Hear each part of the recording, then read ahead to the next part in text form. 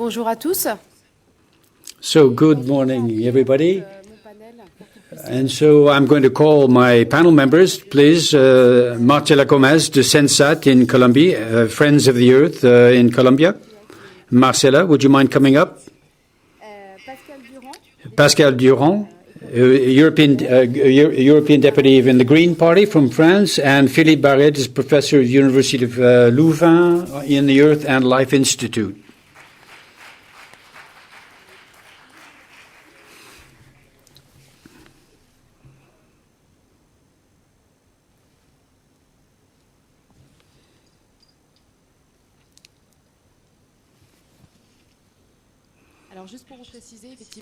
Just to mention that Marcelo is going to speak in Spanish, and so put your headsets on right now because we will need the translation toward English and French. In fact, now we are beginning the second part of the morning in our conversation around two panels which are going to talk about the climate solutions and false climate solutions. I am lucky enough to be able to welcome here a high-flying panel which is going to be able to talk about these solutions which have been proposed over the last few years. The issue here in the COP21 is which is also legally binding, which is going to be able to talk about climate change in two levels. Laurent reminded us earlier that the problem is that we already have a tendency towards a 4 degrees increase in climate. And what's at issue here is to work how we're going to reduce these greenhouse gases and what are the sectors which might be able to resolve this problem of greenhouse gas emissions and to contribute to a reduction in them. The goal of the discussion this morning is to look at the solutions which have been have emerged over the last few years, which have appeared miracle solutions, and which, unfortunately, which were very widely supported by political leaders in the world, which today, unfortunately, we are seeing. And also what's at stake here is to come back to this discussion we've had over the past few years about this experience that we've had about alternate fuels.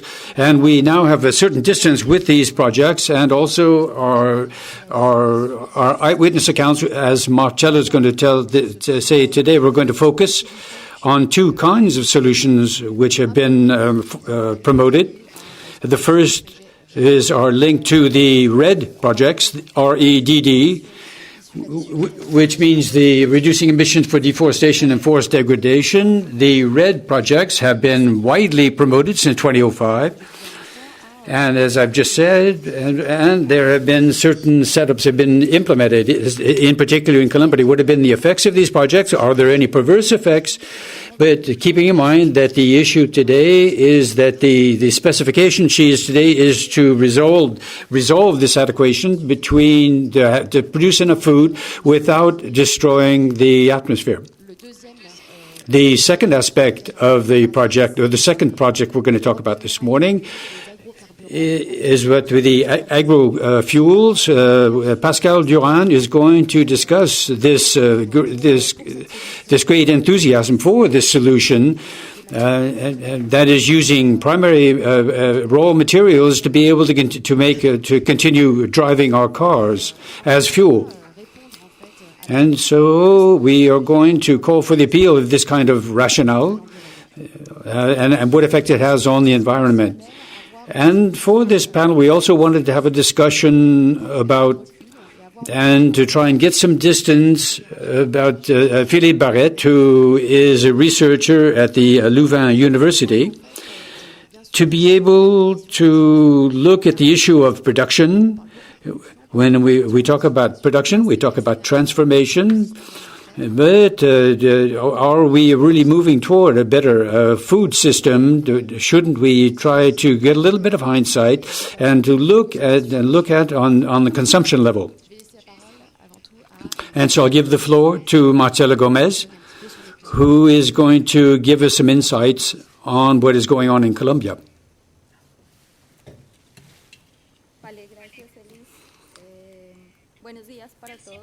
So thank you, Elise, and hello to everybody. I am very happy to be here with you, and I thank you very much for having invited me. In the name of our NGO and our RED project in particular, and other projects which are part of the flexibility mechanisms in the protocol in Kyoto. And I was asked to talk about RED and RED Plus and how it's reflected in Latin American reality. And so I'm going to start by saying the deforestation and the forest degradation is responsible for 18% of the greenhouse gas emissions.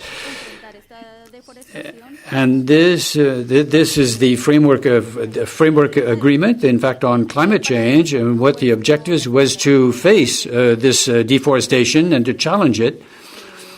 And the RED strategy were, in fact, the subject of a proposal. The first proposal was, I'm thinking of New Guinea in 2007. The first proposal was, and we talk about RED Plus after that, once there were the incentives were set for the lasting preservation of deforestation and to fight against forest degradation. And we also talked about a proposal of these RED mechanisms as one of clean development, but that didn't figure in the Kyoto protocols, and that it's not a part of it. But it's true that we are kind of at the end of the Kyoto protocols, but it didn't figure in it anyway. And other initiatives which are in a voluntary way, that is pilot projects, the situation haven't been settled yet and they haven't been regulated by the Kyoto protocols. And to give you a clarification so that you can see a little bit better what are the framework in which these proposals are made, I would remind you the two essential conditions that there be a RED project. First of all, there has to have forest coverage, which is able to be home to a lot of carbon. And also there's a lot of pressure to deforestation or a high level of deforestation. This is the case in southern countries, in developing countries, in Asia, and Latin America, and Africa. And these are often the places where it's occurring. Concerning Latin America and Colombia in particular, that we are fulfilling what we're doing. In Colombia, we have 51% of our land is covered by forest.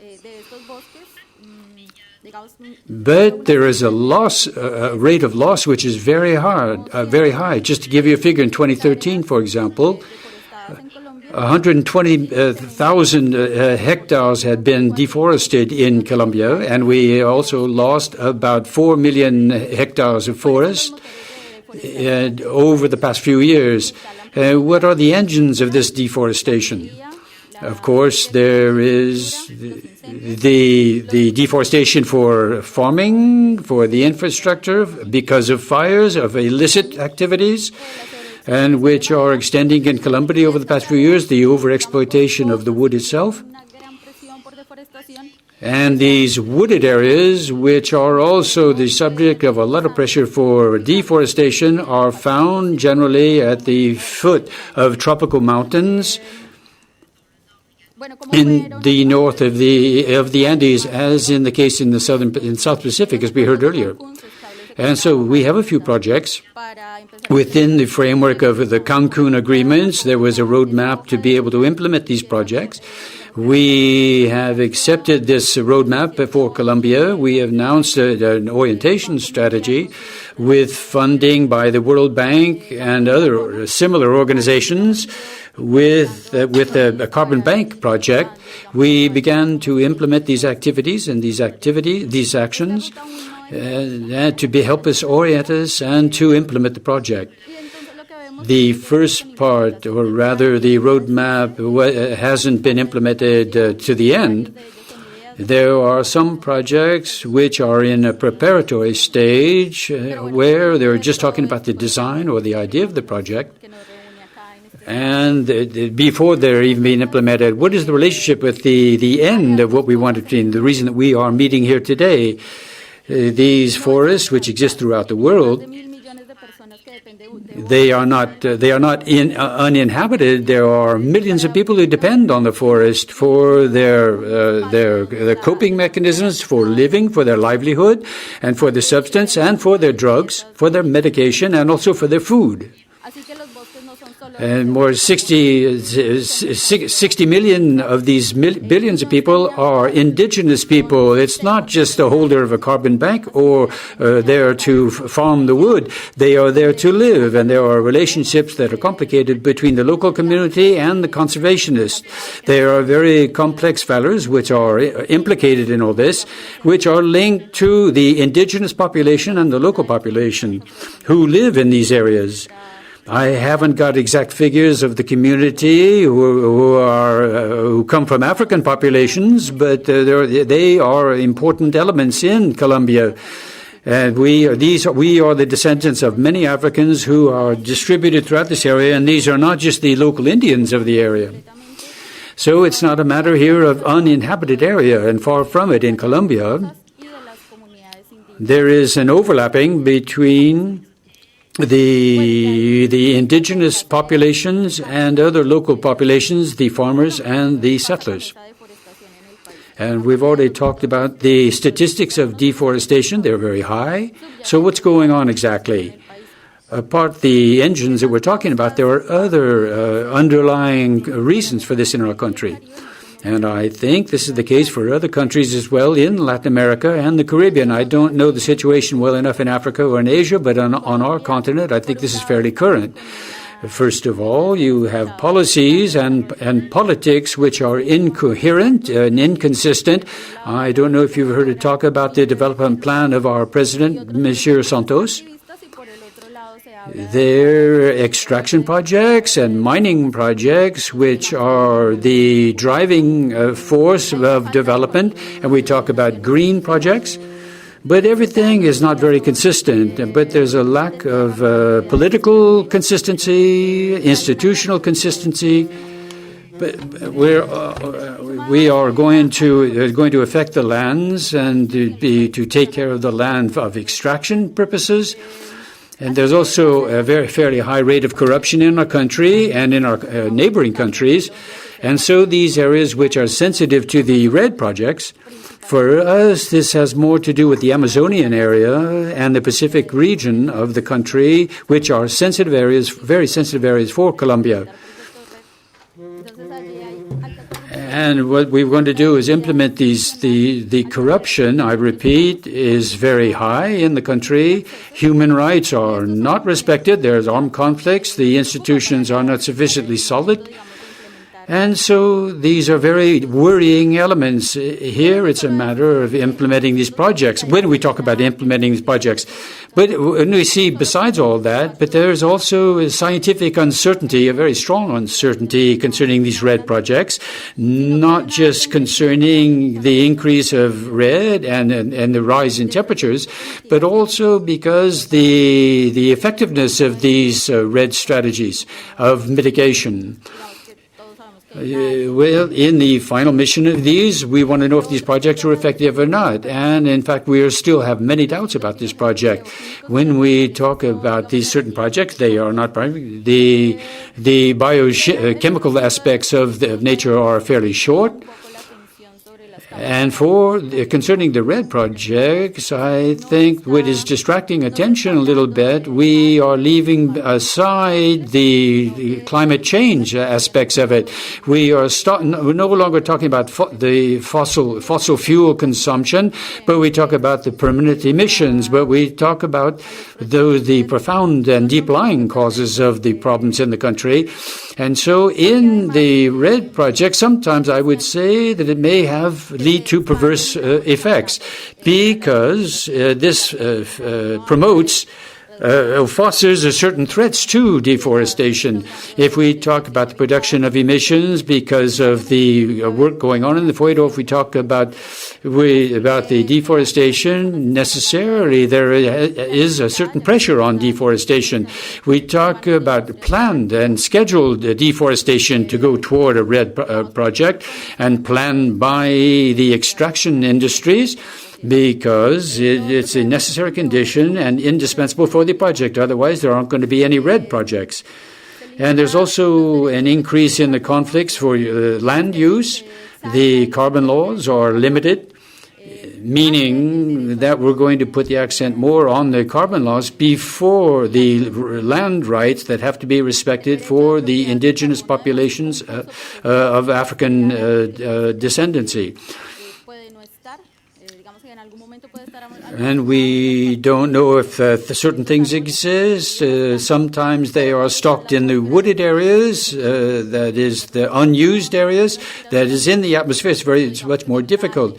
But with the breathing and transpiration, we don't really know how there can be any follow-up and measure the carbon emissions. And now, concerning the price setting, which is going to be set for our forests, it also means who could pay. Who can pay for these woodlands? And very clearly, the indigenous community and the local community do not have the financial capacity to be able to pay for these forests. And so the question remains open. Who would have the means to be able to pay for these woods and the price of these woods and to be able to acquire the rights to them? I'd also like to stress that these projects, let's say, how can we reduce deforestation and degradation to be able to maintain the populations, the people on site? Here it's a matter of territorial management and territorial planning. And this doesn't consist in banning any kind of traditional management methods. We cannot cut a tree to be able to have to build a house or for firewood, or we cannot have a land for farming or traditions with the sedentary population, for example. So there is a strong restriction in these traditional activities, and that is a part of the RED projects. And we think that in medium term, the communities are going to eventually have to keep their territories. I mean, it's going in that region because they cannot stay there any longer if they haven't got any food sovereignty, if they haven't got any access to medication, or if they cannot build their own houses from the wood that is present, and by using the products from the woodlands. Another concern is that these activities might mean that the degraded forest might become single crop plantations, as is already the case in Indonesia, and in which case, or in Brazil, for example, we're going to promote the use of wood, and we're going to sacrifice human rights, and we've already seen this in certain communities in communities in the world. And we are not going to be able to have survival crops to be able to store the carbon, or we're going to have to hide it for 99 years with these contracts. In other countries, there's going to be payment for the services of the environment, which will enable activities like oil drilling. Here it's a matter of the palm oil. In other country, you haven't got the possibility of any other kind of crop. I know that just give me 2 minutes. I have two elements that I want to add. In Peru, for example,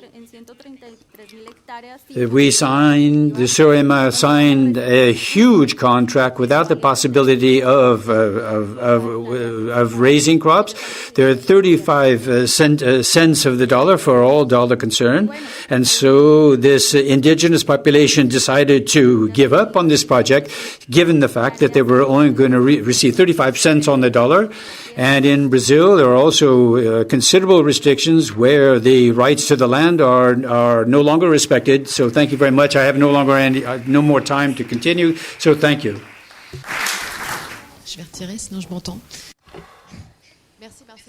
So thank you, Marcela. I'm sorry, I had to cut you off, but you'll have the time to come back to the impact, as well as the important issue that you noted relative to governance, because there's a regulation that's being set up to the detriment of the right of various parties to participate and the role of certain communities. So I'd now like to hand over the floor to Pascal Durand. And he told me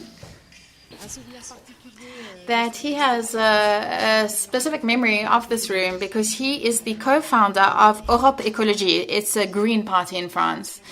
And I think this was where the whole movement kicked off, was in this room. You were also National Secretary for Europe Écologie and the Greens, and you are now a member of the European Parliament. We just heard about the impact of the RED projects and how the solutions presented within the framework of the RED project, presented as being interesting solutions, are now being brought into question and renegotiated.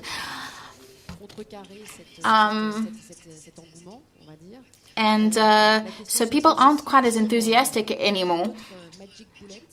And another issue is relative to what we call the magic bullet, which is agrofuels. We've been speaking about agrofuels for a long time now. There's certain states that have felt that it was legitimate to produce agrofuels to reduce their energy dependency and to meet the challenges of climate change. And so I'd like to hear from you. Did we all come across this pitfall? What do you think? When it comes to this environmentalist cause, what is your view of the agrofuel solution? What did you think of the last 10 years spent promoting agrofuels? Well, thank you very much for having invited me here to address this topic. Just a word. Before I begin, you spoke about agrofuels, and I'd like to thank you and I'd like to congratulate you, because the very first battle that was fought, for those of you who remember, they used to call it biofuels. That was the initial word used. The very first approach was a semantic one. They tried to get people to believe that these fuels were organic, biological, that they were natural, and that they were the solution to the fight against global warming. And I'll tell you, we heard a little bit about what's happened with deforestation. So the first battle, you said everybody fell into the trap. There were some really amazing journalists, a journalist that was injured during the terrorist attacks on Charlie Hebdo with Fabrice Nicolino. Since right from the beginning, we already were fighting the fight. We tried to denounce the scam and the fact that these agrofuels were being represented as being biofuels. So why do we refer to it as being a scam? When it comes to the fight against greenhouse gases, they were really food and agricultural production were being brought into competition with energy. And once you align the price, and you are weighing up the price of food and raw materials, that which enables populations, and of course the poor populations, the indigenous populations to feed themselves, those who are using the land, and you're putting that into competition with the increase in energy prices, because we know that whatever going to happen, energy prices are going to increase. You land up depriving certain populations of access to foodstuffs and to their natural resources, both in the short and in the medium term. So what I'd like to tell you before we talk about the issue relative to agrofuels is that now in the 21st century, and I mean this very seriously. I think a lot of you seated in this room are already aware of the fact, but here is a turning point. It's a tipping point for humanity. It's a tipping point because for the very first time, production-based logic, profit-based logic, and money-based logic is busy affecting the very heart, and I mean at the heart of our very livelihood, the heart of that which enables life, water, earth to prevail. It's affecting the poorest population's capacity not only just to survive, but just to live. They are depriving these populations of the possibility of feeding themselves. And that's why I don't use the same terminology. I try not to fall into the pitfall of using the terms capitalism, socialism, because the underlying logic of it all is that absolutely everything, 21st century political systems are based on production-based development and value enhancement. And the offer always prevails. And so when we talk about agriculture, agrofuels, what prevails here is a profit-based logic. What the politicians are looking to see is how to make things financially viable and profitable. How are they trying to make? They're trying to make the earth profitable, and they're not really focusing on the earth's capacity to feed. And what always struck me, and what hurt me, as an ecologist, you can't separate social issues from environmental issues. It's all interlinked. You can't dissociate that which is living and say there are other logics that you can separate and that should prevail. No, it's all intertwined. It's all interlinked. And I remember when I went to Brazil, it was when the current government was coming to power, and in the southern countries, they were absolutely desperate. They saw how the different logic had been modified, how the systems were being modified. And what I noticed, unfortunately, and for those of you who read The Power of the Poor, when what you realize is that they're claiming to be production, they're getting financing from the World Bank and from the IMF, and there has been a whole part of the Amazon that has been given to big industrialists such as Monsanto to develop the production of the GMOs. They've deforested, they've destroyed, and they've chased.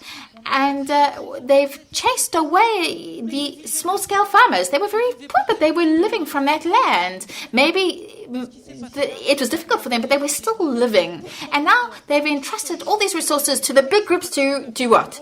To produce soya. And it's the same logic that they're using when it comes to agrofuels. Why are they destroying the forest in the Amazon and in Amazonia? Why are they moving the populations?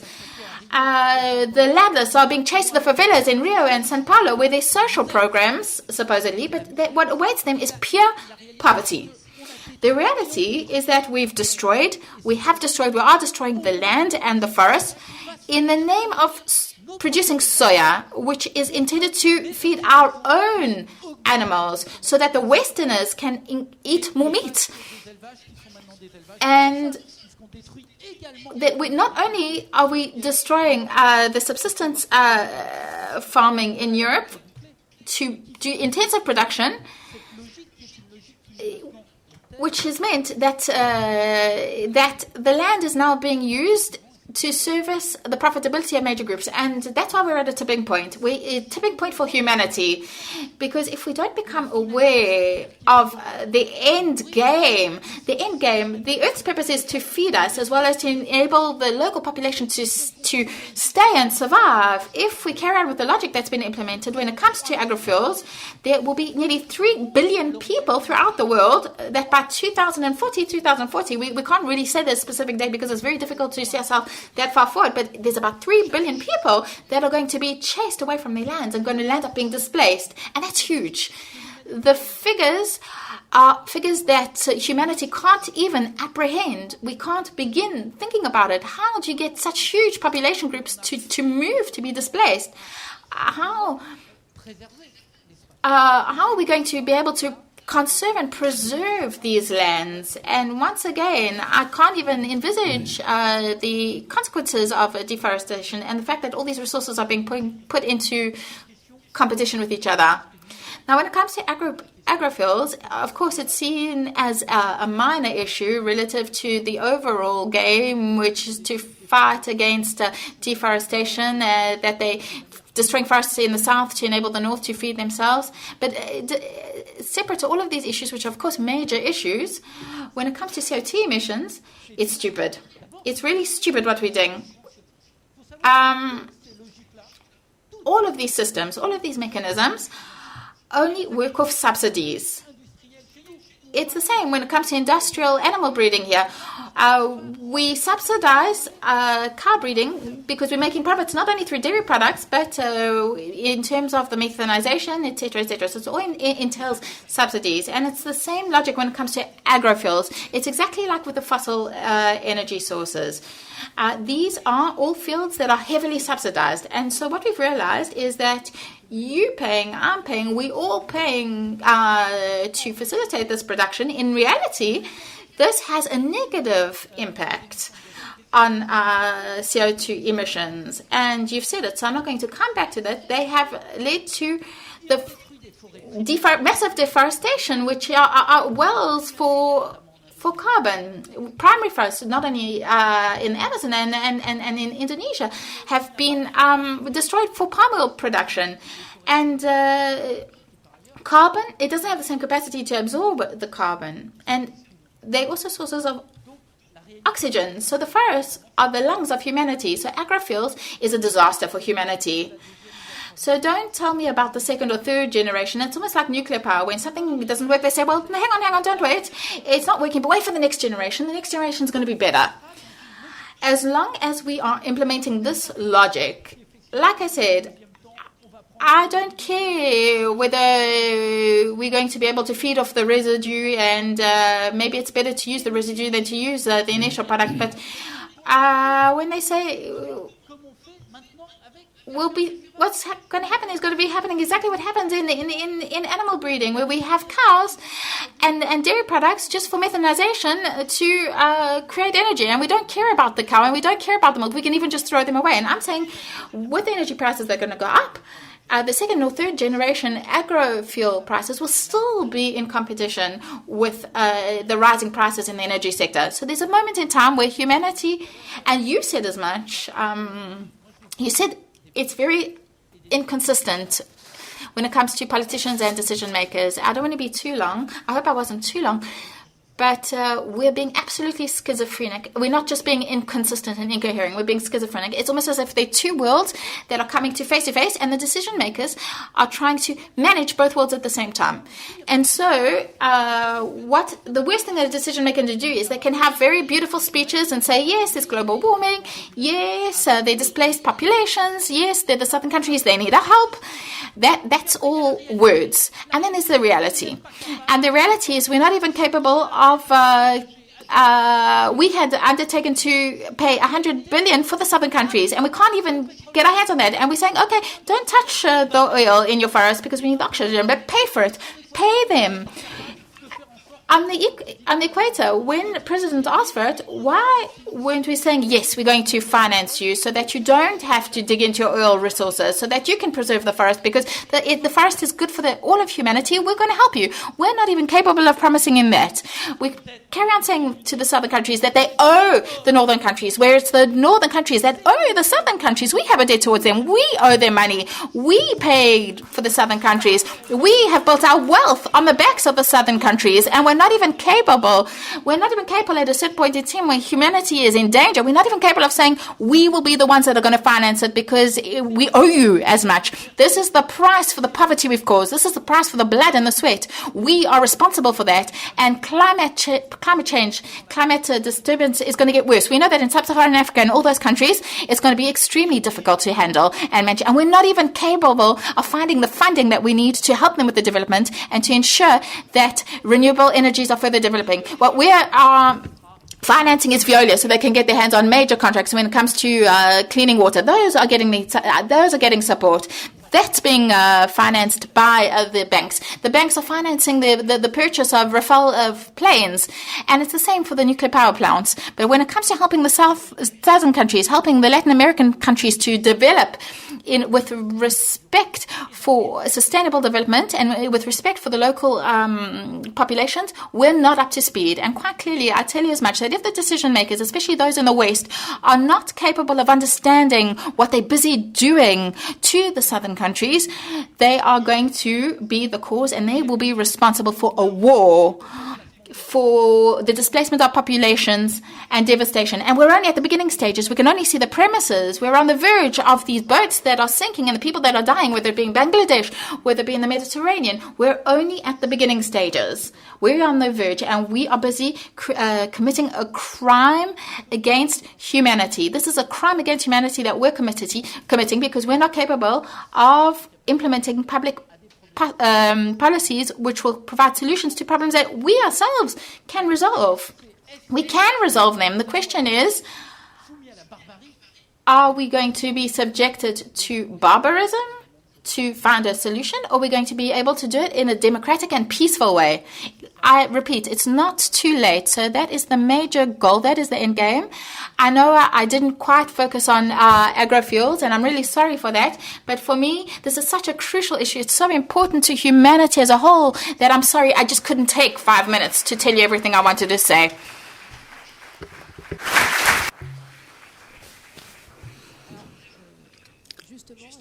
Indeed.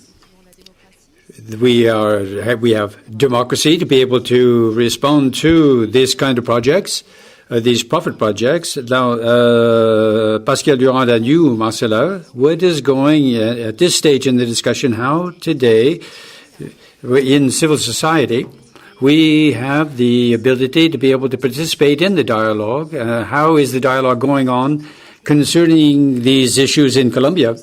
Do you have the possibility of placing certain reserves? Or are you listened to? And you, Pascal Durand, we are in a certain kind of a profit-making rationale where we have to include democracy in it. But what can the politicians do on this? Because you are yourself have a certain, you have a capacity, you're a decision maker, so it's all well and good to make a mea culpa. But there are other bodies about climate and in European things, what is the balance of power? Do we have a political power that goes beyond just speech making? And we are not going to be sucked in by this rationale of profit making. And so, Marcelo, on the communities and the voice from the communities in Colombia, do you see what the politicians themselves can do?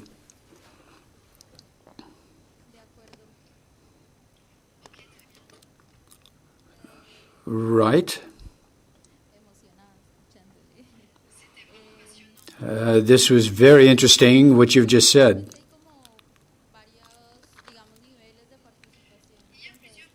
There are several levels of participation in what we do in Colombia concerning these projects. First of all, we have to see how the local community face up to the people who propose projects. There are cases in Panama, for example, where we can provide guarantees of participation.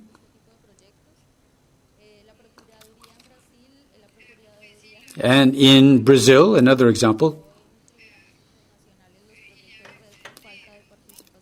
the recourse was had in two projects because there was not enough representation by the community, and another level concerning the national contributions, what the countries in the COP every year in Paris with the COP 21. And we are receiving presently the national contributions to the COP in Lima last year, and they come directly from the governments, from the environmental ministries, and Europe for climate change. Organizations and communities, we have no level of participation on that level. And so these contributions,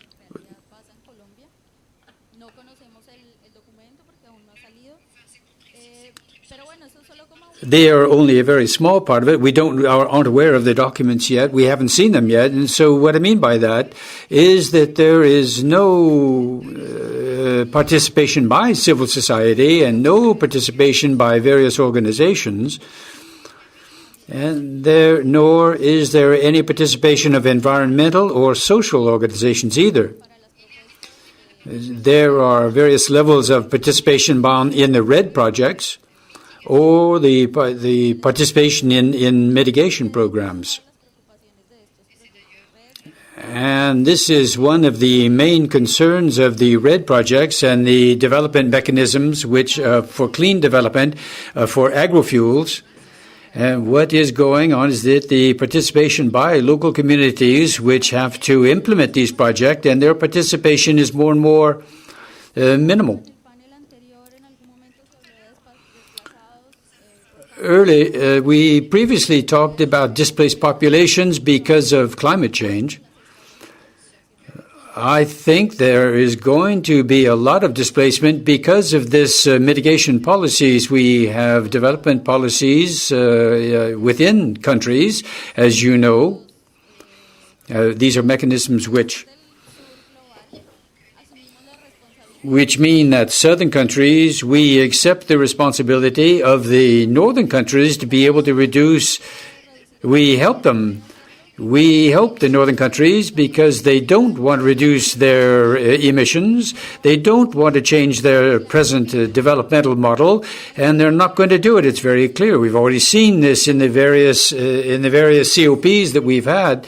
It's very clear. It's a model which is never questioned, and this is one of the reasons that the southern countries have to help the northern countries, who are the responsible ones for these huge amounts of carbon emissions into the future, into the atmosphere.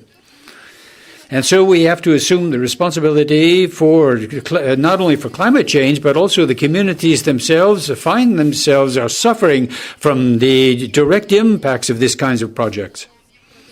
There are about 50% of the projects for the mechanisms underway. These are the hydroelectric companies for developing the ecological programs, but these are projects where we have even more emissions of greenhouse gases because of the composition of the organic use, and also the impact on the countries, which is very strong in local areas in Colombia or in Europe when we have banned the extension of hydroelectric companies. It's just the opposite here. They are increasing more and more, and we undergo the negative effects of it. And this is all linked to hunger. The impact of this extraction policies, we have negative impacts on that. The local populations are being displaced, not just because we are vulnerable to climate change, but we're also vulnerable, and not just in ecological terms, but also in institutional terms, meaning that there is a lack of participation by local communities. And moreover, there is displacement because of mega projects in the countries. So we have displacement because of climate change, but also because of the violence. And at present, there's also displacements because of these mitigation projects for mitigating climate change, as we've seen in many other countries. With the expansion of the deforestation model, we're seeing that this reduces the space available for farming. In fact, are being reduced more and more, so you have less and less food production. Another question, I've forgotten where I was a little bit, but another question was asked. I think Pascal Durand has to ask this, and I also want to ask Philippe to speak. So, Pascal Durand, the issue of politicians,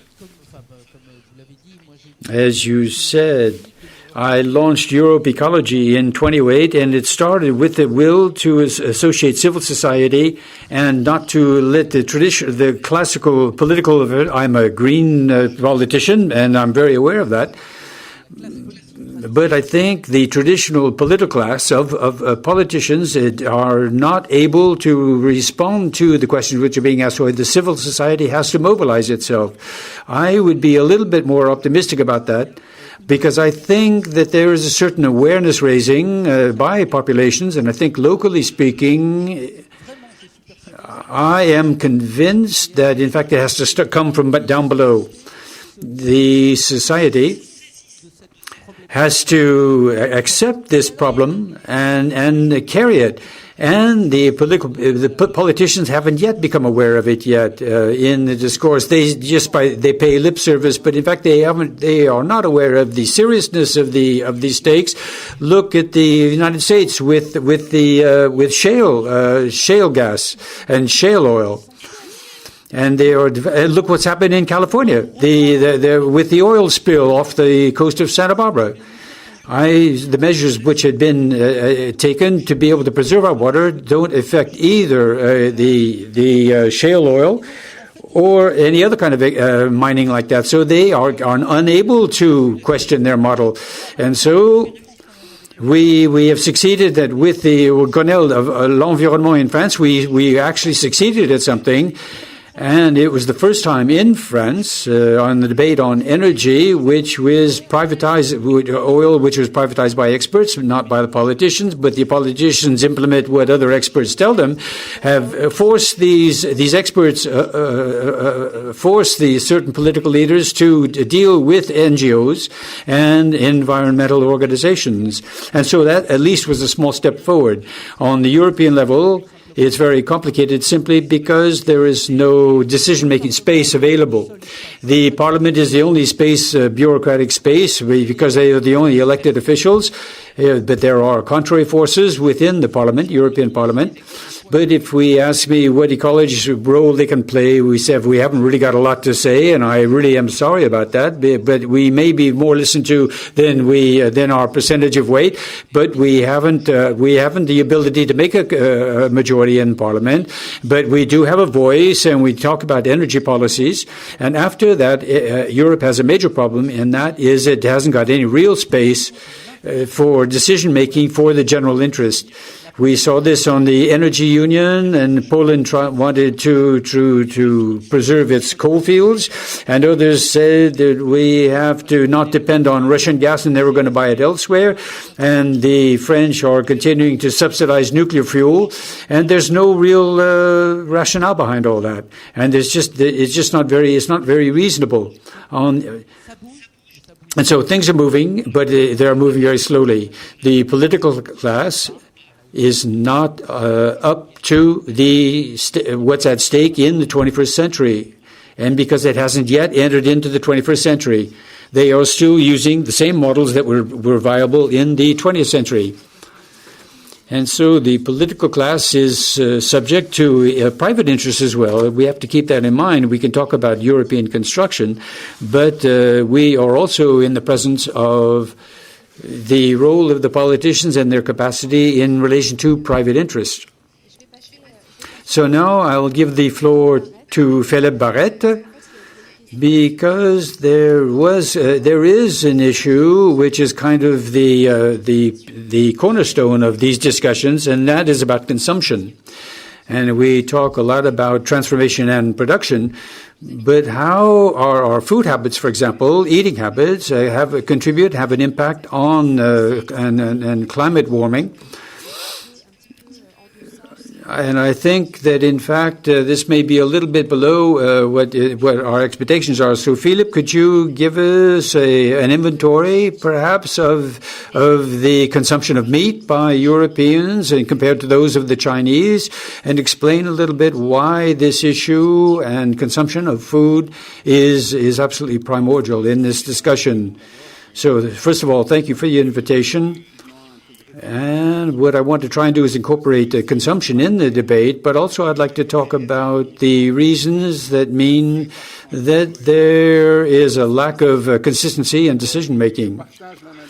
I share Pascal Durand's analysis. On the other hand, I think we have to try to understand why we have entered into this rationale and why we haven't got out of it. Sometimes the duification of the debate sometimes traps us in that, because this is very binary. And if it was as simple as that, we probably would have already found a solution. And so how are things going on with the food production? First of all, food is produced by farmers. But food is, above all, exchanged and traded, and is in the hands of major agro food industry. This phenomenon of globalization of food flows means that we have increased since 1950, we have increased the yield by threefold, but we've also cut things off from the farmers. So there is a continual fall in the prices. But the heavy tendency is that, in fact, their salaries are going down. And this is going to be very harmful for the least productive of the farmers, that is the small landholders, so who are, in absolute terms, are the least productive in terms of total production. In terms of productivity, in the southern countries are no less productive than the northern farmers, because they produce very well. But a farmer who works with manual tools is going to produce very little compared to an American farmer with all the mechanization is going to be able to produce much more. And so the margin that the American is going to realize is going to be very different from that produced in Africa. The second dimension, which is also important, and we've already talked about this in our food system, and that is the energy aspect of it. We talked about the increase of prices in 2008.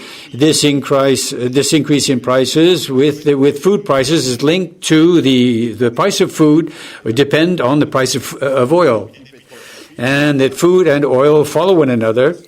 And the people who suffer from hunger are suffering also from the rise in oil. There are two reasons for this.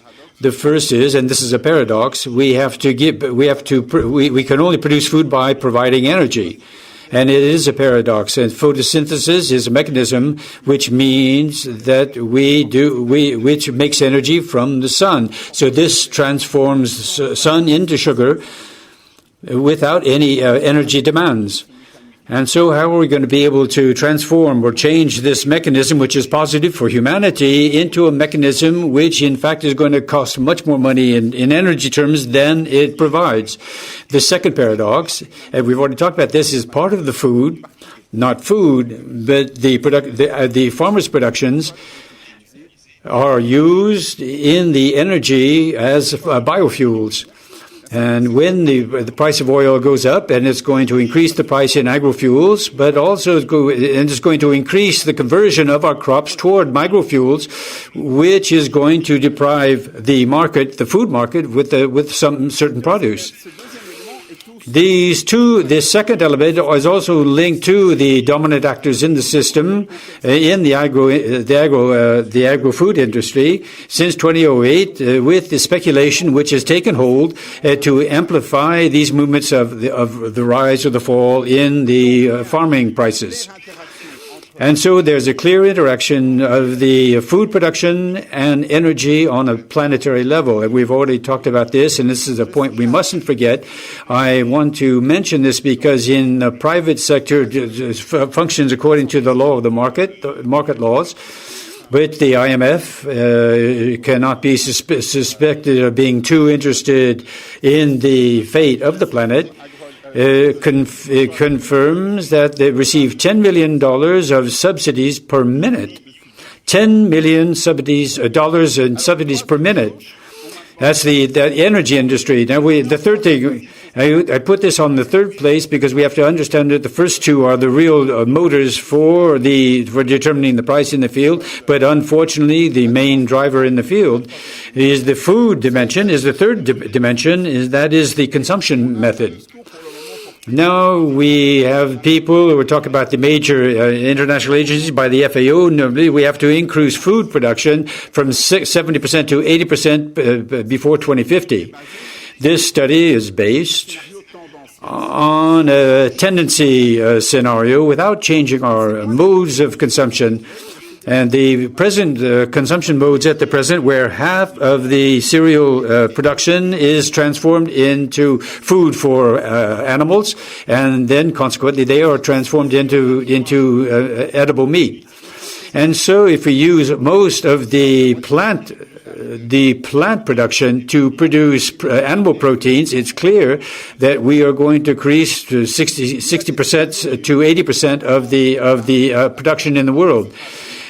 Now, that with Agreement, which demonstrates, one organization has demonstrated if we increase this by a certain number of percentage points, we can decrease the pressure on food production by 2/3 at least. Rather than increase to 70%, we have to increase by 25%. And the impact that can have is very considerable because we can produce in cases like that according to the rules which are concerning biological production, which the farming, the reality in the world, rather than always increasing production. The production model at the moment still remains, even with the GMOs and all that. So there's very clear a change in our consumption mood to reduce the consumption in meat. So we're going to say that it's not possible now that we have so many Chinese in the world who are demanding more and more meat, and et cetera, and the northern countries we're not reducing our habits. It may not be possible, but we can try. And in the end, not just naturally, it works. For the moment, an American consumes 122 kilos per year. Belgium consumes 86 kilos a year.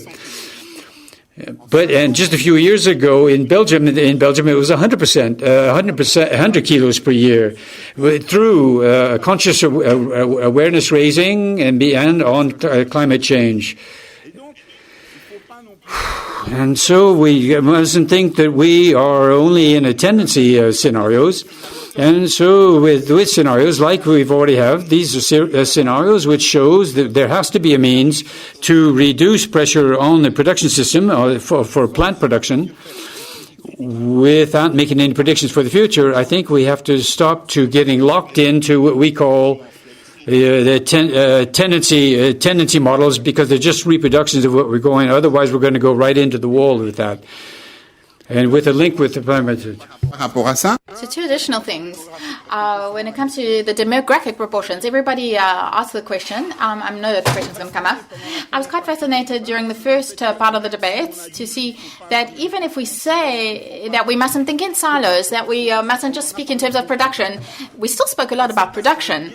And this is a means that we have in terms of the way we think about things, because production, there's a lot more written about production than about consumption. It's also where we approach demographic problems. We always think in terms of how many mouths there are to feed and the amount of production that's going to be needed. It only makes sense if you sell food, if you are a food merchant, because human beings are open mouths. But a human being is also a farmer. A human being isn't only just a mouth, it's a head, a hands and feet. And so I'm not too worried, because human beings are also resources for producing food. However, we're going to have to also relocate our food production. And then there's also the research, the dimension, which is very much interlinked. At the moment, our research systems, unfortunately, are carried out on the basis of on a reductionist type of logic. We reduce it to figures, we reduce it to certainties, etc. The problem with these type of approaches is that in order to get the latest figure, it costs money.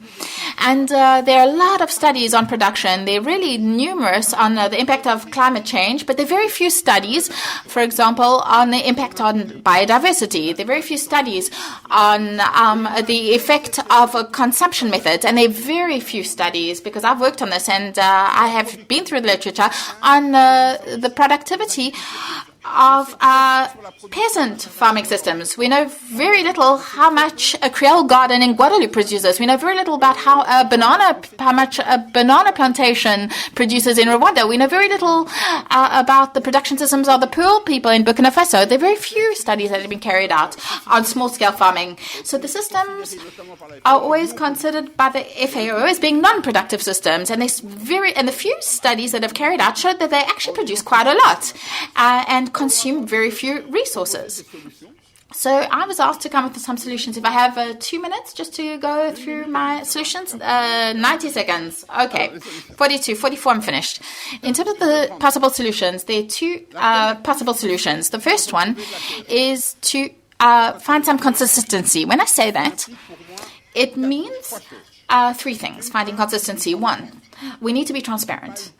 I didn't have the time, but I hope at least I gave you an idea so in terms of how the food system works, how it is linked to our energy systems, etc. We need more transparency in terms of how our food is produced and how it is consumed.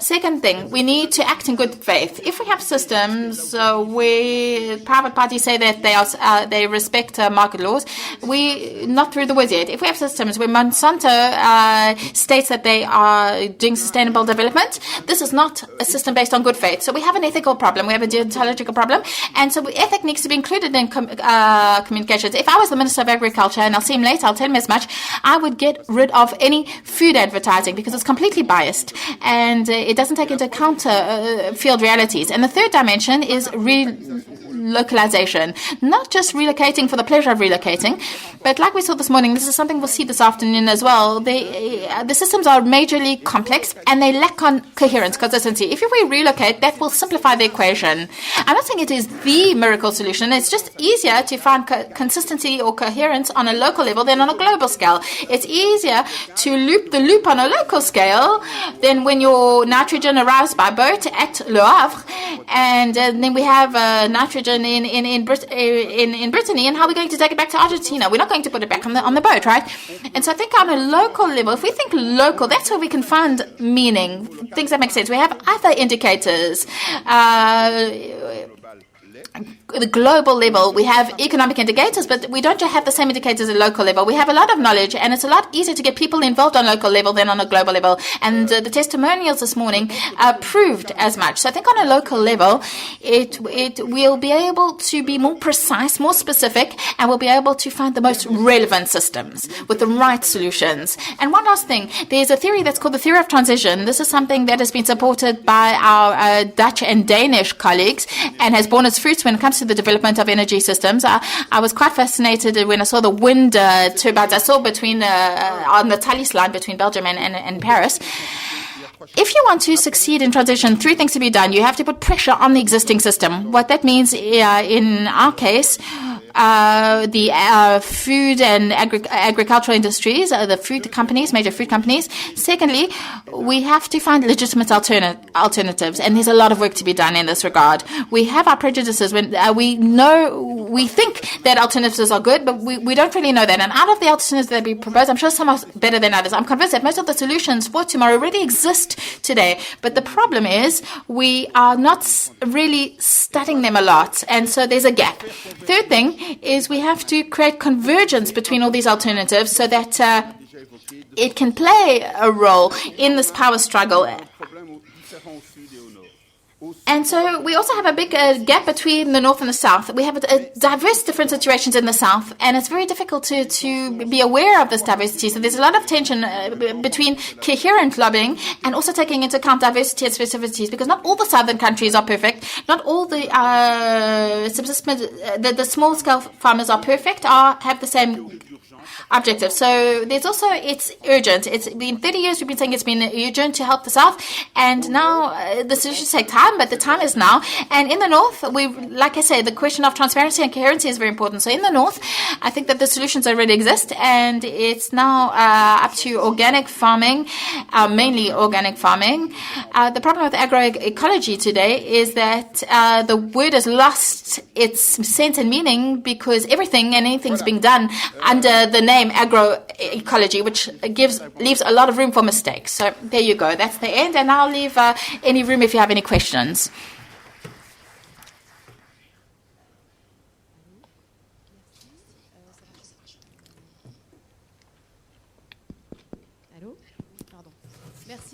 So thank you very much for your very clear presentations. I'd like to hand over the floor to the room. If you have any questions. So maybe we can take a couple of questions at the same time so that our panelists can consolidate their answers. Or maybe we'll begin with our Twitter questions. And one is intended for Mr. Baret. When you speak about food waste, how does that enter the debate when it comes to discussing food security and climate change? Another question from Twitter is from Anne-Solène, and that's for Marcela. So beyond these artificial false solutions, what solutions do we have to fight against land grabbing?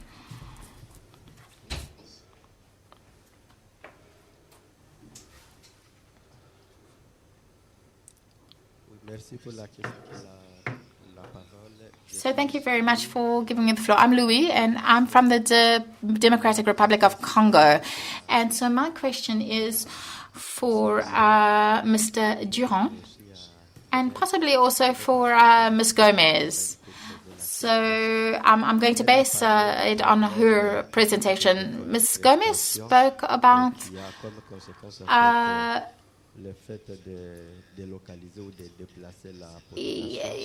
the fact that the local populations are displaced or relocated, giving way for the major industries to produce soya to feed animals. And my country, in the Democratic Republic of Congo, we also have a lot of potential in our tropical forests and our equatorial forests. The problem that we have is that our populations who live in those areas is that we have these major multinational companies,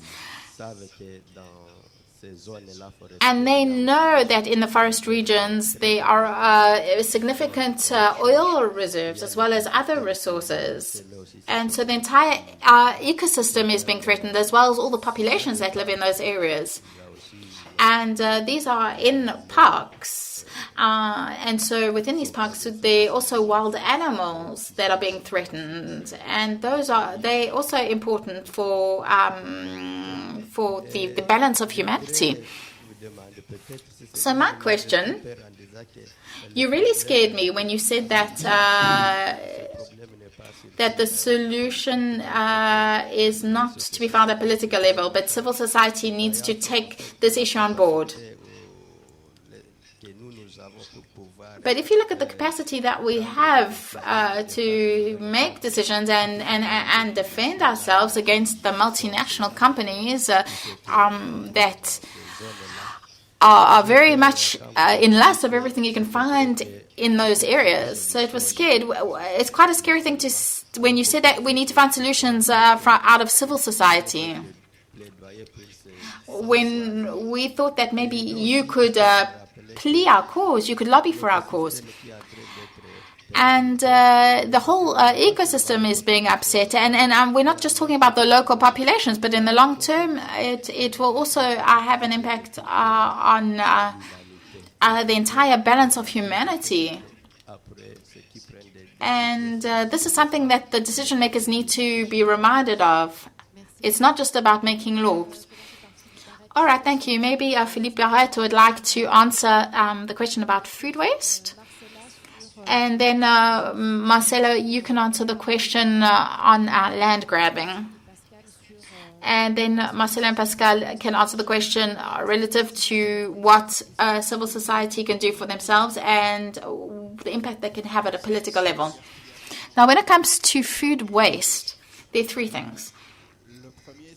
The first thing is that reducing food waste, if we had less waste, we would have more food available on the market, but that's not a solution.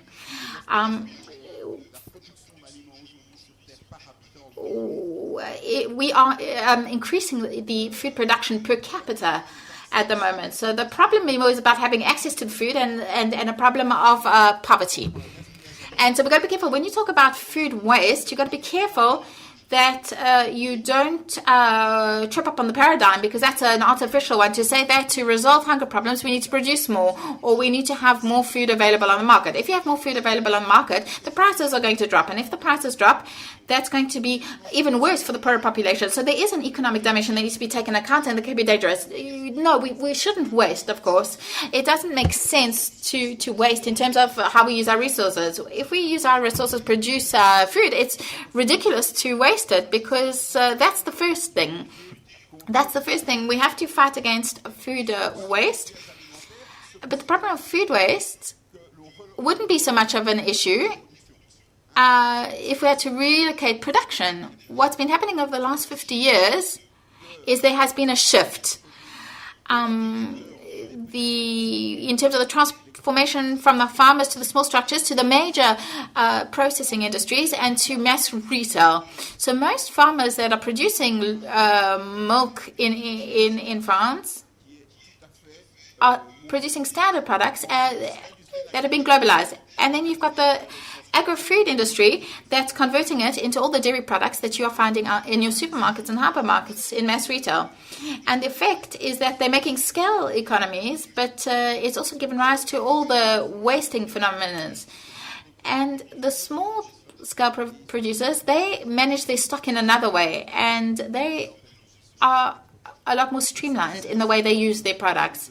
But this is an underlying problem that's been around for a long time. And then one last thing, when it comes to food wastage, Europe has quite a schizophrenic program in favor of having a policy against food wastage.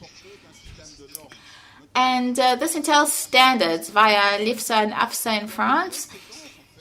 And the outcome is to eliminate a lot of products that are still consumable. So we have to think about those norms and standards. Just to give you an example, I told you that there were a lot of grains and cereals used to feed animals such as pigs and chickens. But because of the European sanitary laws, we can no longer feed pigs and chickens with remains. Before we could do it, and now for health reasons it's been forbidden. And so we have to get beyond the whole quantitative aspect, and we have to think about all the different dimensions that are related. But it's a complex issue, and all of this needs to be taken into account. So thank you, Marcela. Maybe you'd like to answer?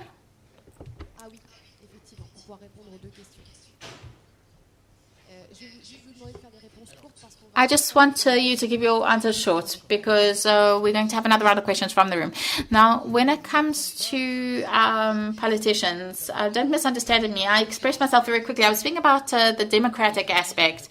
I obviously believe in political solutions. But what I was saying is that politicians, for the most part, are subject to various influences from lobbyists. Why is agri-fuels being overfinanced? Why are fossil energies being financed? Because there are major groups involved. And it's major groups that have the operating rights, and they're the ones that are making the profits behind that. So the money is being funneled to the richest. The EU is financing, is continuing to finance agriculture with subsidies per hectare. And at the same time, we're saying we have to develop organic farming, and so it's finance per hectare.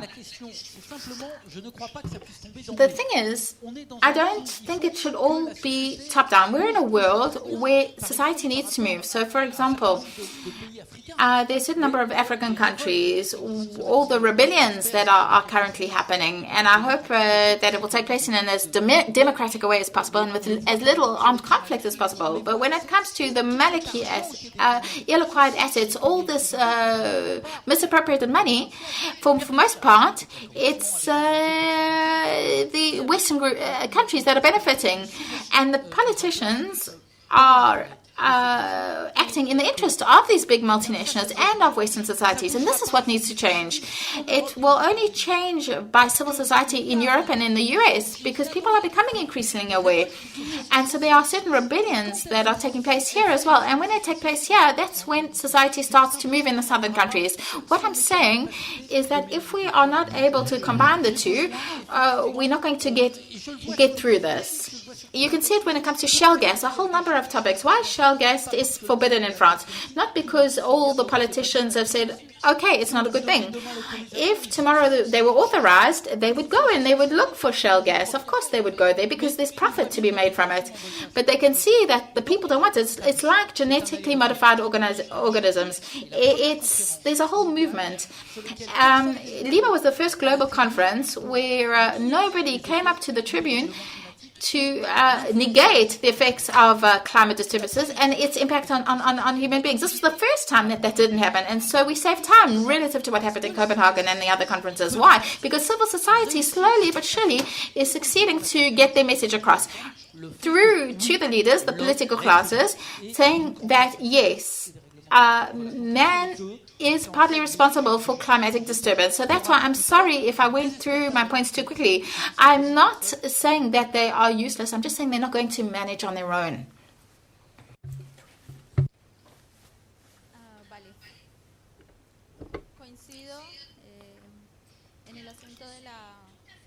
I totally agree with what you've just said, that there's needs to be a balance in terms of the different relationships.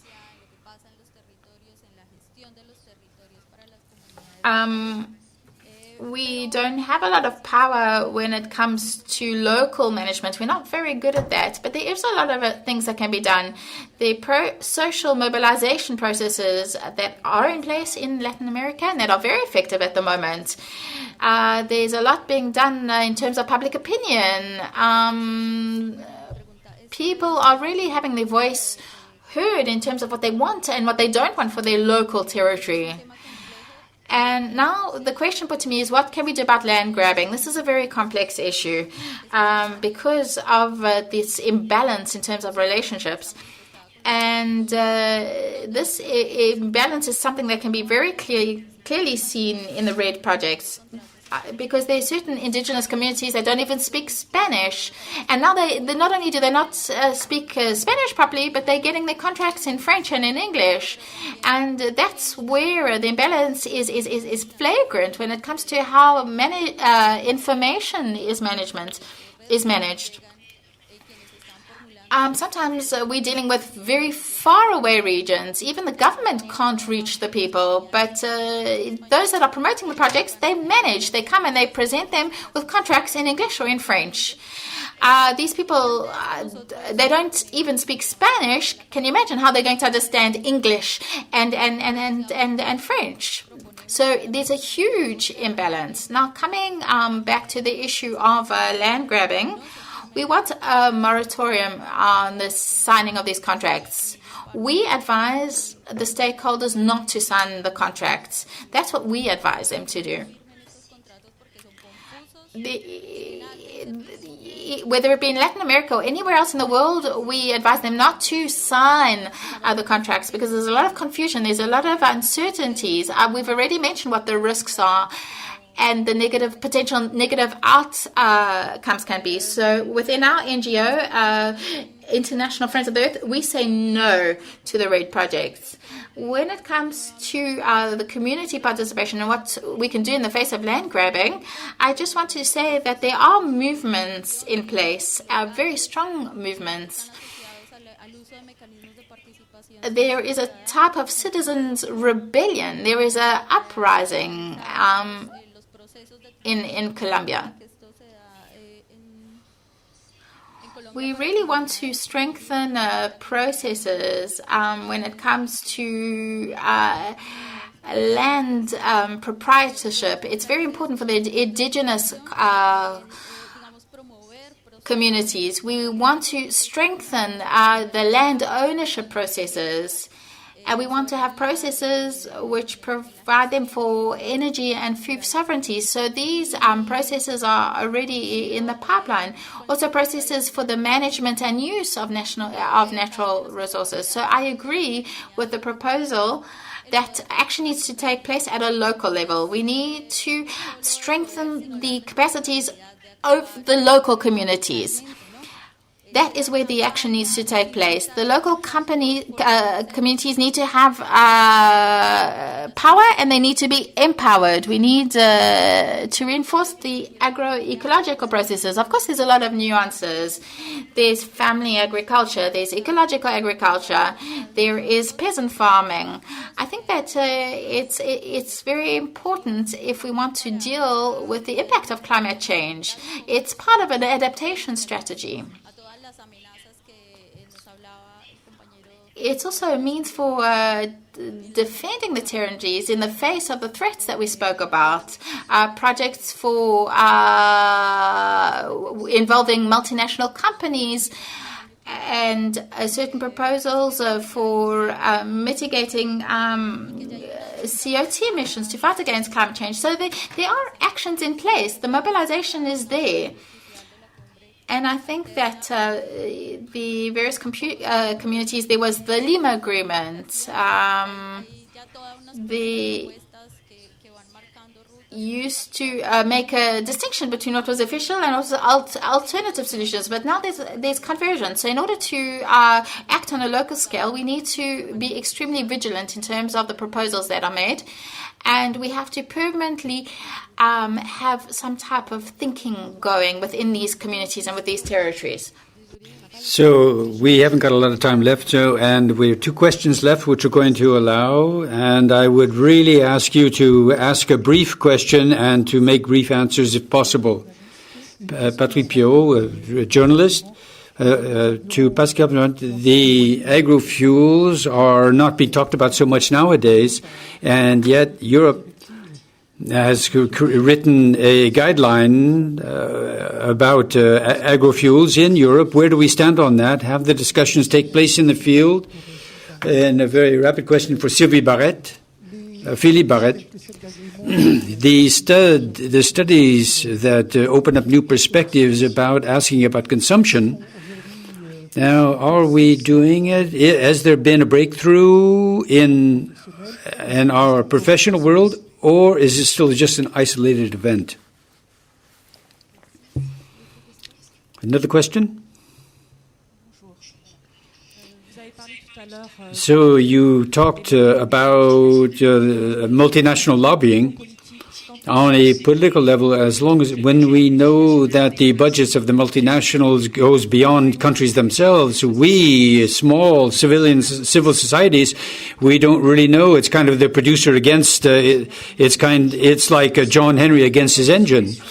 When we are talking about subsidies to help local populations, the money always goes to the major companies, and the small NGOs that are closest to the populations only pick up scraps. And a final question?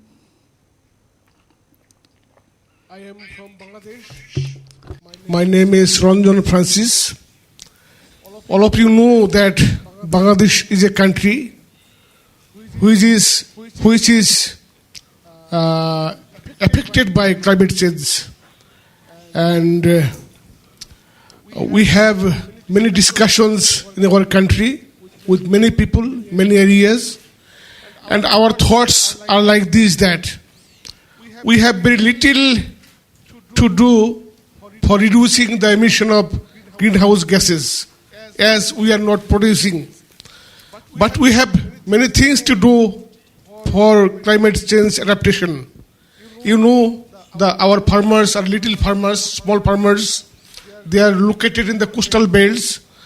Frequent disasters like floods, cyclone, Secours, and also heavy rain, untimely rain, these are affecting our agriculture.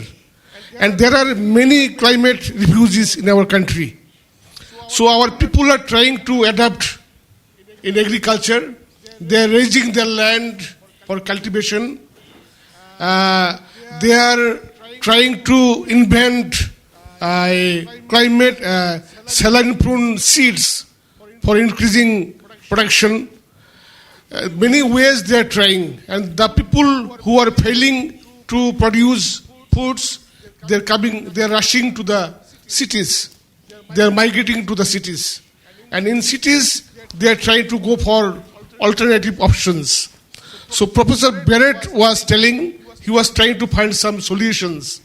So I think our people are thinking that first solution is that the countries who are responsible for increasing, producing the greenhouse gases, they will try to gradually reduce. And the people who are affected by climate change adaptation, like our country, we will go for adaptation and mitigation. And many friends are helping us for capacity building. And even Secours Catholique, France, they are helping us, they are supporting us for capacity building in adaptation. I would ask Professor Baret, the thoughts, the ideas we are having, are we in the right track or in the wrong track? Très bien, merci. On va commencer par... So we'll start by Philippe Baret. In just 1 minute, this may be difficult when we're talking about adaptation and the mitigation of climate change and how Bangladesh, for example, has to adapt its farming methods. And so I will try to answer the first question, and the second one will come. The multinationals are part of the problem, but if the solutions proposed are not effective and they're not seen as effective, it's clear they're not going to have the power that they have. The problem is that most of my scientific colleagues, they think that, like the multinationals, the importance is to increase production with technical solutions. And since they're in that way of thinking, because they haven't got any owners, because they haven't shown that in fact only increases poverty. So they are locked in a highly technological model, which is very productivist. My colleagues are not even paying by Monsanto to say these are the solutions. And we have a second problem, and that is a media problem, because with the media, there are alternatives proposed by civil societies. We always have to try to maintain a balance to show the various avenues that we can get this way or that way. But we forget that certain pathways are been flooded by money for decades of time and haven't led to anything. And other pathways, in fact, because they've received nothing. And so there's an asymmetry in the capacity.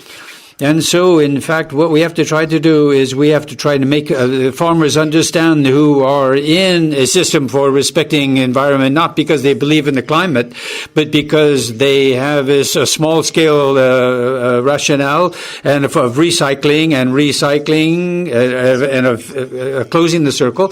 They are in it themselves. The farming, small-scale farming, we don't support them because they're small producers, because it's the most effective solution to be able to produce food without having impact on the climate. After that, we have to build our capacities and not to ask the impossible and not to ask for over fast growth. And friend, we have to have avenues which are realistic in terms of our capacity. Here we have a tendency in certain areas we have statistics in certain areas, and that's not a solution. And so there's a double work that we have to do: increase our capacities, but also thinking about the avenues that we want to adopt on a small scale. So Marcela, concerning the John Henry against the huge engine, and the lady's question about is there something we can really do against this rationale and these players who are over powerful, and in this world, what role the politicians might play, and what is being said in the European Parliament about the... And as short as possible, please. As succinct as possible.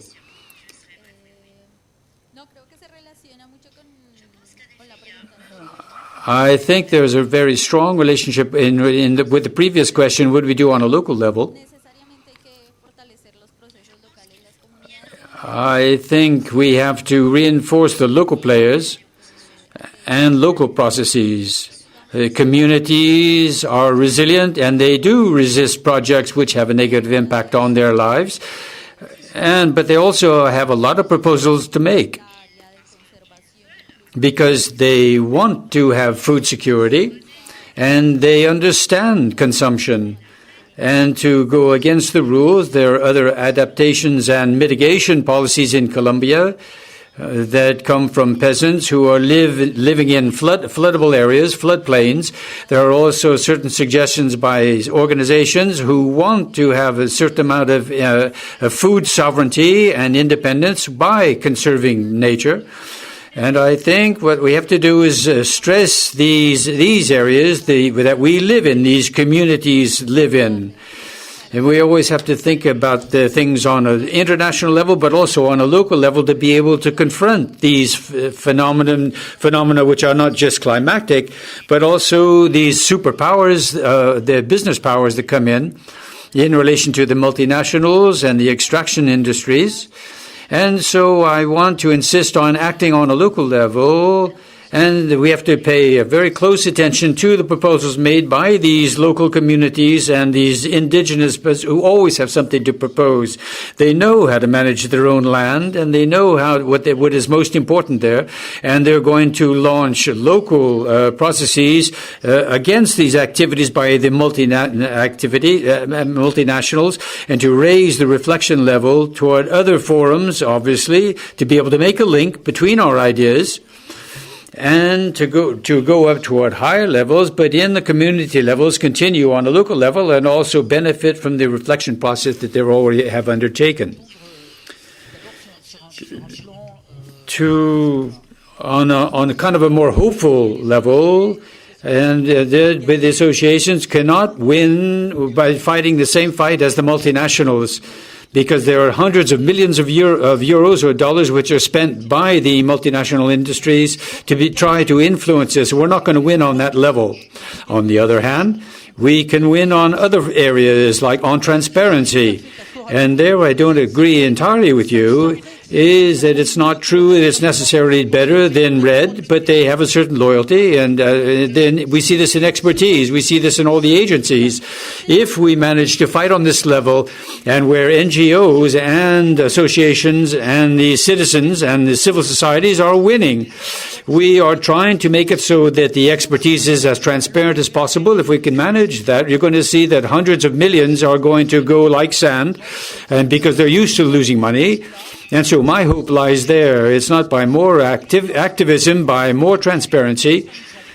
Just to give an example, we are in the process of winning in the European Parliament on the issue about the transatlantic treaty, about the clause about private arbitration on investment, that is protecting the investors. It's the worst of the worlds we might get into, and yet we have managed to arrive at a majority in 6 different commissions out of 12. And there's also going to be the main commission is going to vote on this tomorrow. If we are winning on this level, contrary to what we might think, the political class on this level is not duped and is not corrupted. And they are misinformed, perhaps. But when an ONG makes expertise, and when they take the time to listen, and the politicians take the time to listen to see what we can win, and we get majorities to move, and this responds to on the guideline, it was absolutely lamentable in the beginning, and we talk about agrofuels as biofuels as can be developed, etc. And then there was a lot of work done by civil society, by the media, by a certain number of independent experts, and it made them back up. The Commission had to back up. We are going to limit it, and they try to reduce the subsidies between 2016 and 2017. France is dragging its feet a little bit on this. But the rationale with France is conducted, but I know that Monsieur Le Foll is going, and we're going to see this later, but the reality is that we do everything in France, and we are delaying the subsidies to the agro-fuels because there are very strong private interests, including on this issue. And then we have to say it as something that does have to be said. But the reality is right there. And so it lowered in the directive, in the guideline, and said we have fixed a 7% objective, which is still much too high. The biofuel is about 4 or 5%. But so we have more agricultural farmland for agrofuels than we devoted to biological fuel. Whereas biological farming does respond to the issue about decentralization, public services, school, and employment, and means that we spend a lot. We also shoot a lot less CO2 in the atmosphere. I think the civil society has to continue acting through associations, and the politicians have to act as a relay between the private organizations. But once again, the politicians, I repeat, have to enter into the 21st century. Otherwise, if they stay with the old models of the 20th century, they're just going to trap us, and we're going to wind up really with our head into the wall. And that's going to be our major fight, and it's only just started. But I'm saying that's where on that level we can win. So thank you very much. And to wrap up, what we want to retain from this first sort of view of what we call the climate solutions, and what we've understood is that a lot of perverse solutions to these options, but these are social issues. And as Philippe Baret says, we mustn't let ourselves be trapped by this emergency rhetoric, because it can be turned in a positive manner, because we do have to act positively, but we can't use this as a pretext to launch into solutions which are false solutions and which are going to injure sustainable development. So thank you very much, you three, for your contribution.